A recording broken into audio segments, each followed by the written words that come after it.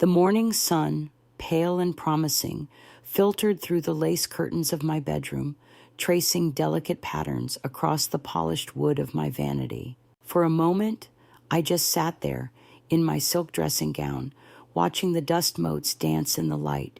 It felt like a sacred silence, the kind that precedes a momentous event. Today, my only son, Daniel, was getting married. A wave of love, so powerful it was almost a physical ache, washed over me. I saw him not as the 30-year-old man he had become, but as the small boy with scraped knees and a galaxy of freckles, holding up a fistful of dandelions for me. My eyes fell upon the small velvet-lined box on the vanity. Inside, nestled on a bed of faded satin, lay the pearls. They weren't extravagant, not by today's standards, but they were my inheritance from my own mother, and I had worn them on my wedding day. My late husband, Robert, had fastened the clasp for me, his knuckles brushing against my neck. "A string of stars for my star," he had whispered, his voice warm with a love that had sustained me for 35 years and continued to do so even in his absence. Today, I would wear them for our son. It felt right, a way of having Robert there with us. I carefully lifted the necklace. The pearls were cool against my skin, each one a small, luminous memory. As I fastened the clasp, my reflection stared back at me, a woman of 65, with lines around her eyes that spoke of both laughter and tears, her hair a distinguished silver. My name is Margaret, and I had tried my best. After Robert's passing 5 years ago, I had made sure Dan finished his degree and had a stable foundation. My life savings, the nest egg Robert and I had painstakingly built, were not vast, but they were mine. They represented security, independence, and a promise I had made to my husband to live comfortably, not lavishly. A small, unsettling thought pricked the edge of my joy. The conversation from last week. Dan and his fiancée, Tiffany, had sat on my floral sofa, their smiles a little too bright. They had talked about their future, a luxury condo downtown with a view of the city skyline. Then came the ask. "Mom, that down payment is the only thing standing in our way," Dan had said, his tone casual. "Your savings, it would be the most incredible wedding gift, a real start for us." I had gently refused, explaining that the money was my security for the future. Tiffany's smile had tightened, and Dan's easy charm had evaporated, replaced by a flicker of cold disappointment that had chilled me more than I let on. I had pushed the memory away then, and I tried to push it away now. Today was about joy. It had to be. Oakhaven Hall rose from the rolling green hills like something out of a storybook. Its limestone walls glowed warmly in the midday sun, and perfectly manicured gardens stretched out on all sides. As my taxi pulled up the sweeping gravel driveway, I felt a swell of pride, not in the opulence, but in the friendship it represented. The owner, Richard Caldwell, was one of Robert's oldest and dearest friends. They had started their first jobs together, bagging groceries. While Robert went into engineering, Richard had chased his dream of hospitality, a dream Robert had helped fund with a small, heartfelt loan when no bank would take a chance on him. Richard never forgot. He was waiting for me at the grand entrance, a bear of a man with a booming laugh and kind eyes. "Margaret, you look radiant," he bellowed, enveloping me in a hug that smelled of cigar smoke and expensive cologne. "Richard, this place is breathtaking," I said, genuinely in awe. "Nonsense. It's the least I could do for Robert's family," he said, his voice softening. "When you called and asked if the venue was available for Daniel's wedding, I told my staff to clear the calendar. This day is on the house, my gift to you and to Robert's memory. No expense spared. My gift to you. Consider it a small repayment for a life-altering kindness." Tears pricked my eyes. "He would have been so proud of you, Richard." He would have been proud of his son. he corrected gently, patting my arm. Now, go on. Enjoy yourself. The mother of the groom has duties to attend to. I found Daniel and Tiffany in the bridal suite, a cavernous room with floor-to-ceiling windows. Tiffany was a vision in white, her dress a cascade of designer lace. Daniel, handsome in his tuxedo, was fussing with his cufflinks. They both looked up as I entered, their expressions not of warmth, but of strained politeness. "Mom, you made it," Dan said, his smile not quite reaching his eyes. "Hello, Margaret," Tiffany said, her gaze sweeping over my simple navy dress and the pearls. "That's a classic necklace." The word hung in the air, laden with unspoken judgment. Classic was her word for old and inadequate. "It was my mother's," I said softly. I held out a small, elegantly wrapped box. "I know it's not a condo, but I hope you like it." Dan opened it. Inside was a set of antique silver champagne flutes, a family heirloom.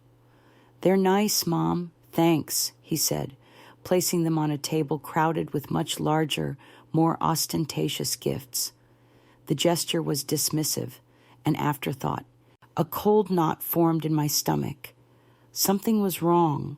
This wasn't just wedding day jitters. It was a deliberate, chilling distance. I was an outsider here, in this gilded cage that friendship had built, an inconvenient reminder of a world that existed before their glittering ambitions.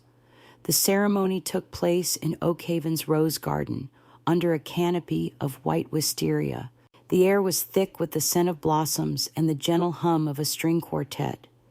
I sat in the front row, a perfect vantage point to watch my son's life change forever. As the music swelled and Tiffany walked down the aisle on her father's arm, I felt the expected surge of emotion. My son, a husband. I dabbed at my eyes with a handkerchief, a genuine tear of happiness escaping despite the coldness I'd felt earlier. I chose to believe in the beauty of the moment. I had to. Daniel was beaming at his bride, a picture of adoration. I watched him take her hand, his thumb stroking hers. I remembered teaching him how to be gentle, how to hold a baby bird that had fallen from its nest without crushing it. I prayed he would remember that gentleness in his marriage. They turned to face the officiant, their profiles outlined against the vibrant green of the gardens. The vows began, a familiar litany of promises to have and to hold, for better or for worse, in sickness and in health. But as they spoke the sacred words, I saw something that disturbed me deeply. During a pause, as the officiant was speaking, Tiffany's gaze flickered away from Daniel for a fraction of a second, meeting the eye of her maid of honor. She gave a tiny, almost imperceptible smirk, a flash of shared, secret amusement.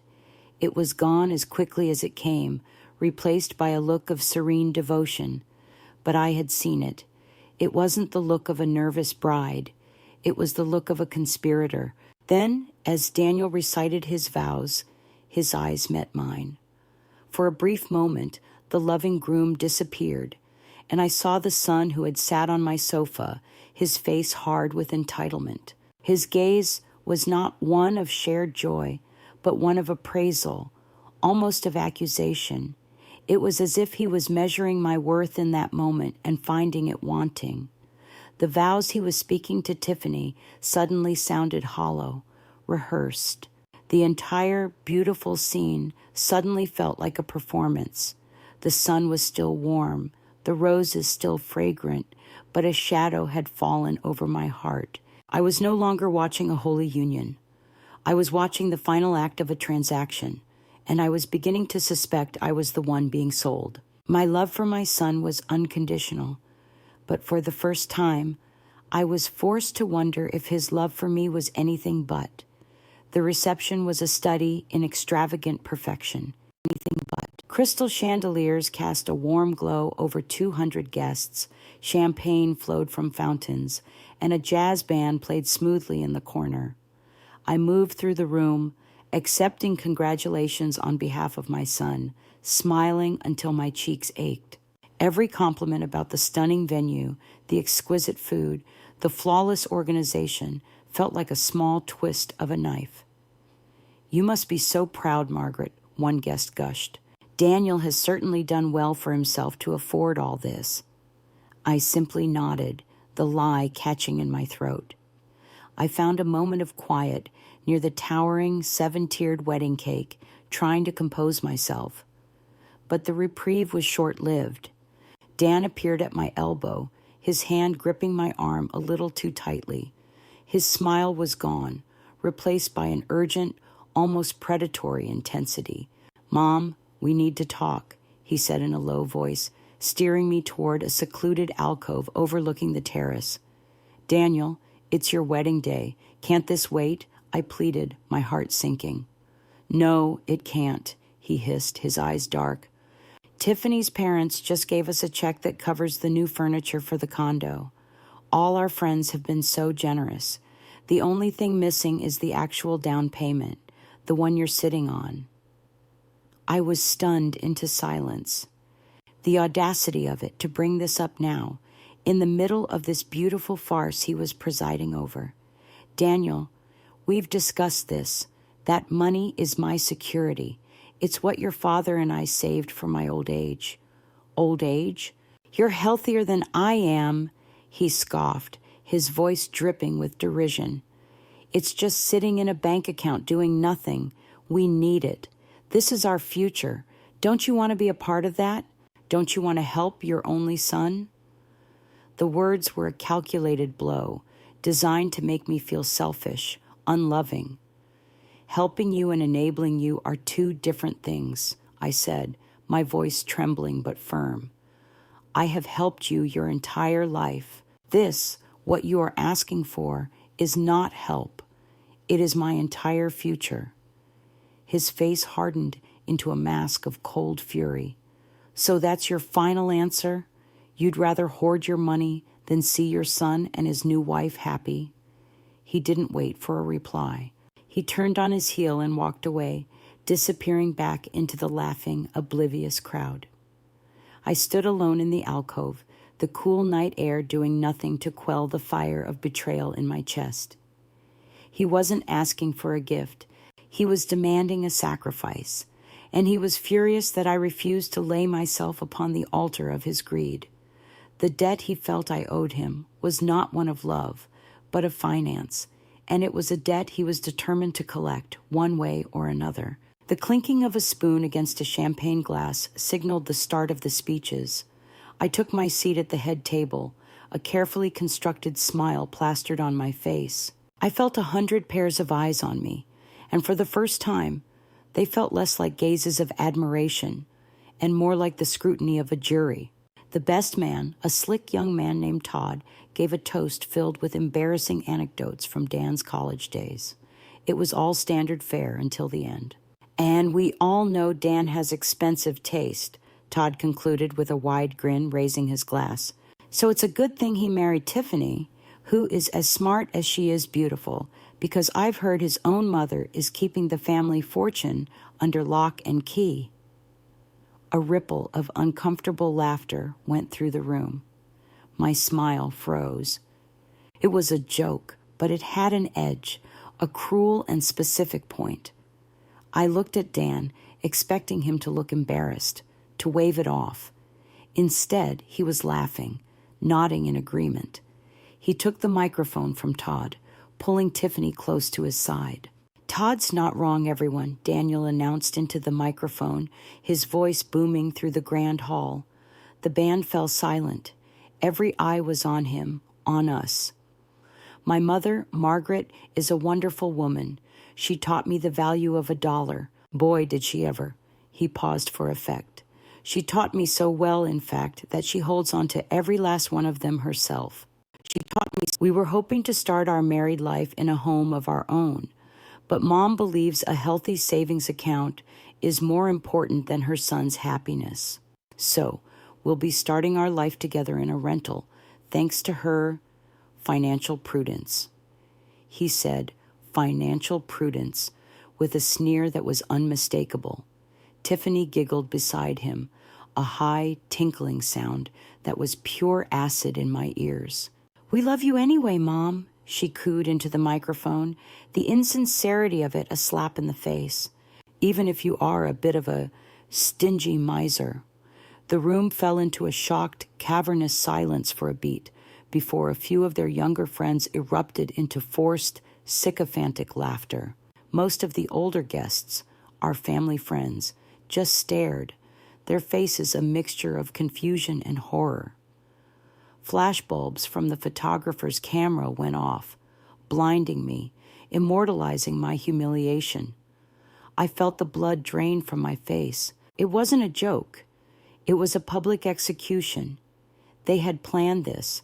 They had stood up in front of everyone we knew and loved and painted me as a cruel, selfish old woman, a villain in their perfect love story. The pain was physical, a crushing weight on my chest. They hadn't just insulted me. They had tried to strip me of my dignity in the most public and cowardly way imaginable.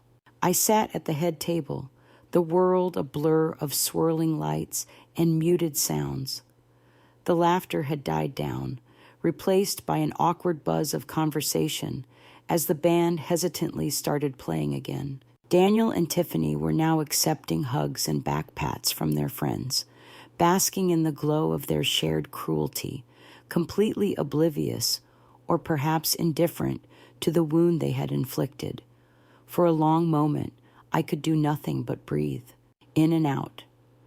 The pearls around my neck felt impossibly heavy, like a chain. The beautiful dress felt like a costume in a play I never wanted a part in.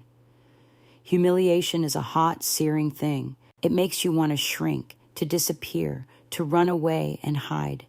And for a moment, that's all I wanted.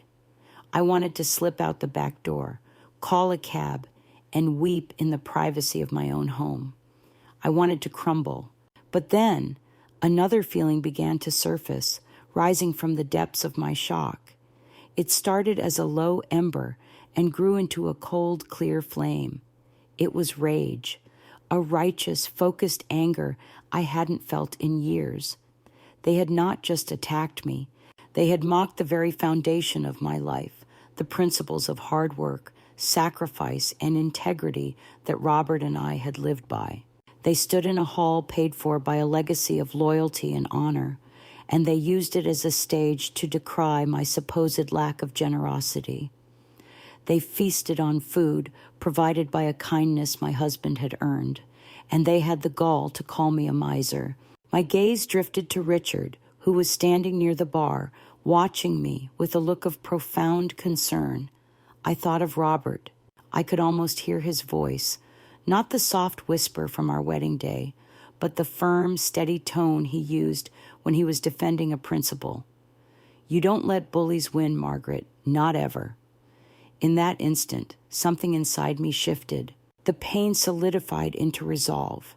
The desire to flee was replaced by an absolute, unshakable need to act. This was not about revenge. Revenge is a hot, messy emotion. This was about justice. It was about honor. It was about restoring the truth in a room full of lies. They had chosen the time and the place for this public spectacle. They had aimed their poison at me in front of everyone. They had assumed I would absorb it meekly, that I would sit there and take it, the quiet, long-suffering mother. They had mistaken my gentle nature for weakness. They were about to learn, in front of this same audience, just how wrong they were. I placed my linen napkin neatly on the table, pushed my chair back, and stood up. Every head turned as I rose from my chair. A hush fell over the room for the second time that night, but this one was different. A hush fell. It wasn't the silence of shock. It was the silence of anticipation. I walked from the head table toward the stage, my steps measured and deliberate. I felt calm, my purpose a shield against the hundreds of staring eyes. I didn't stumble. I didn't tremble. I ascended the 2 small steps to the stage and walked directly to the microphone that Daniel had so recently used as a weapon. I adjusted it to my height, the small movement echoing in the silent hall. I looked out over the crowd, my gaze sweeping past concerned friends and confused relatives until it landed squarely on Daniel and Tiffany. They were standing near the dance floor, frozen, their triumphant smiles having been replaced by looks of wary confusion.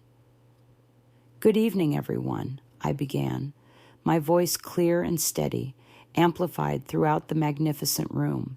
"My son, Daniel, and my new daughter-in-law, Tiffany, have been very vocal tonight about my financial prudence, about my stinginess." I let the word hang in the air, allowing everyone to remember the sting of it. "They are correct that I have savings," I continued, my voice even, "savings that my late husband, Robert, and I worked our entire lives to build. It was for our future. It is now for mine. But they seem to be under a great misapprehension about a great many things, especially when it comes to the cost of things." I turned my gaze toward the back of the room, finding Richard Caldwell. Richard, the owner of this breathtakingly beautiful establishment, was my husband's oldest and dearest friend. When Robert was a young man with very little to his name, he lent Richard the money to start his first business. It was a loan based on character and friendship, not collateral, a debt of honor that Richard, being a man of integrity, has never forgotten. I saw Dan's face begin to change, the confusion morphing into dawning horror. Tiffany's jaw went slack. "So when I called Richard to ask about booking Oak Haven Hall for my son's wedding," I said, my voice ringing with clarity, "he told me to put my checkbook away. He told me that this entire event, this grand hall, the exquisite catering, the orchestra, the champagne that flows so freely, was all a gift, not to Daniel, not to Tiffany." I paused, letting the weight of my next words settle before I spoke them. "It was a gift to me, in honor of my husband, a gesture of friendship that my son and his bride have just publicly spat upon." A collective gasp went through the room. I looked directly at Daniel, my heart breaking, but my resolve absolute. "You stand here in a palace of generosity and call me a miser. You wanted a grand wedding gift, Dan. You wanted me to invest in your future. Well, here is my gift." I turned back to Richard. "Richard, my dear friend," I said, my voice filled with a sudden steely authority, "thank you for your incredible kindness. It is a gift I can no longer accept on their behalf. Please send the full and itemized invoice for today's festivities directly to the newlyweds, Mr. and Mrs. Daniel Peterson. I'm sure, given their high expectations of others, they have the financial prudence to cover it themselves." I placed the microphone back in its stand, turned, and walked off the stage, leaving a maelstrom of shock, whispers, and the dead white faces of my son and his bride in my wake. I didn't look back. I walked with a straight spine and a steady gait, past the stunned guests, through the grand ballroom, and out the enormous oak doors into the cool night air.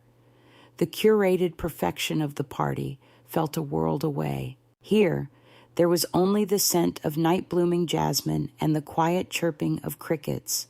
I took a deep, shuddering breath, and for the first time in hours, it felt like my own. A moment later, Richard was by my side, draping his suit jacket over my shoulders.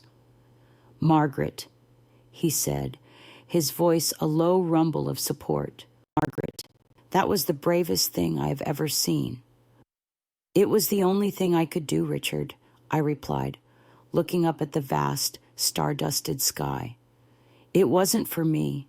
It was for Robert, for what you two stood for." "The bill will be drawn up first thing in the morning," he said, his tone leaving no room for doubt. "And I will not be accepting installments. They wanted to act like high rollers. Now they can pay the price." He paused. "My car is right here. Let me drive you home." "Thank you, Richard, but I'd rather take a taxi," I said. "I think I need some time alone to transition." He understood. He hailed a cab for me from the line waiting at the end of the long driveway and gave me one last, firm hug. You are always family here, Margaret, always. As the taxi pulled away from Oak Haven Hall, I looked back at the brilliantly lit building. I could see panicked figures moving behind the windows, the party clearly in disarray. I felt no triumph, no glee, only a profound and weary sadness, and a vast, quiet sense of release. I had lost a son tonight. Or rather, I had finally accepted the truth that I had lost him long ago to a sickness of the soul I could not cure. But I had gained something far more precious. I had reclaimed my dignity. I had honored my husband's memory. I had stood up for myself. The nest egg in my bank account was no longer just a sum of money for my old age. It was the price of my freedom. It was the foundation of a new life, one that I would now build entirely for myself, on my own terms. The road ahead was uncertain, but for the first time since Robert died, it felt completely and truly my own. And as the taxi sped down the dark, quiet road, leaving the wreckage of my son's choices behind me, I did not weep. I felt at peace.